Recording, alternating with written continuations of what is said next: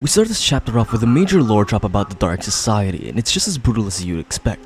Turns out their method for taking over Incheon was straight up evil. We're talking mutilation level stuff. They literally cut off people's fingers and forced them to sign contracts against their will, locking down every major sector in Incheon except for one key territory, Yujae's territory, the same place Jaegyeon stayed hidden, and eventually even that area ended up under his name.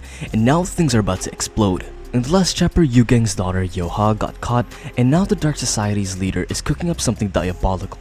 He tells her to call Jaegyeon and lure him into a trap, but instead, she pulls the most unhinged move in this arc so far. She bites onto his phone and spits gibberish like ching chong in full rebellion mode, and basically tells him, "There's no way you're handing over our territory to the Dark Croc Society." Unreal, completely unhinged, and kind of ironic. We then shift to a conversation between Lookism and Samuel So, where Sam is reporting that Yujae's personality doesn't align with Jake's, but we the readers already know that he's wrong. Yujae clearly has something brewing, especially after the scene where he made Jake stay behind after the last meetup. Lookism of course is clueless as always. Then comes one of the most unexpected scenes, Samuel So meeting Lineman, and at first it looks like they're about to throw hands, the tension's there, but no, Lineman's actually showing genuine respect and even offering to light Samuel's cigarette. And what does Samuel do? He's such a hater, bro. He slaps the lighter out of Lineman's hand, bro, and then tells him to go glaze Yujae instead. Like bro, you could have at least taken the light. Meanwhile, we cut to Jake and Yujae in the middle of a tense strategy meeting. Yujae's laying it out, basically saying once Jaegyeon rise to rescue Yujae, we then move in and take over, but Jake's clearly unsettled, you can tell.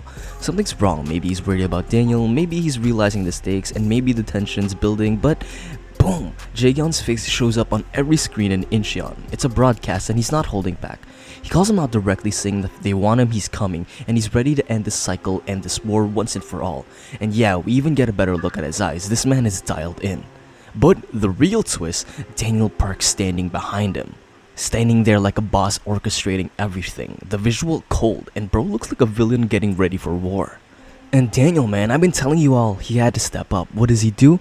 He lets his first body get captured just like Yujae, then switches back to his second body, memorizes the entire layout of the Dark Society's crocodile-themed prison, and then he starts escaping from the inside out. He's not just fighting now, he's playing chess, and this is Daniel's 100% brain power in full effect. Yeah man, Daniel gets hose. Finally, we close the chapter with Jaegyeon and his crew mobilizing. He said it himself, he's heading out to throw hands, and this time they're moving as a unit.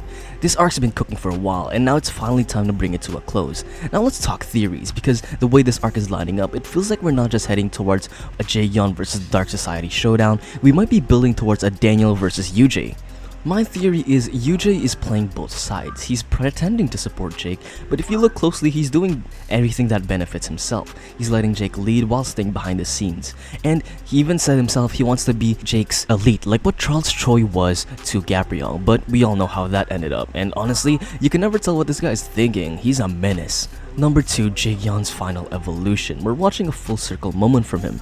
From someone who was just surviving in Yujae's shadow to standing up, making broadcasts, and going to war. That screams death flag or a massive turning point. Either way, Jaegyeon is about to make the biggest sacrifice of his life. If he lives through this, he might become a key crew leader moving forward.